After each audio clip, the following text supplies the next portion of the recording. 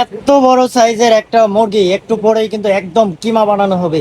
এই যে সামনে দেখতে পাচ্ছেন বড় টাইপের একটা ব্লেন্ডার, এই মেশিনের সাহায্যে এত বড় সাইজের একটা মুরগি মুহূর্তেই কিন্তু কিমা করে দেখাবো। আপনারা ভিডিও দেখার জন্য আর একটু সময় ধৈর্য ধরে অপেক্ষা করুন।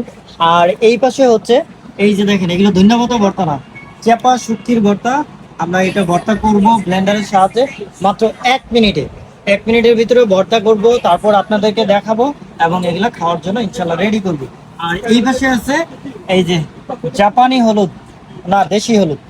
এটা দেশি হলুদ, এত বড় বড় সাইজের, কাঁচা না, এটা কিন্তু একদম শুকনা হলুদ, যেটা পাথরের চেয়েও বেশি শক্ত।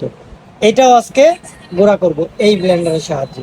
আর এই পাশে আছে শুকনা মরিচ, এটাও গুঁড়াও করব অথবা পেস্ট করব, দুইটা যে কোনো একটা করে দেখাবো।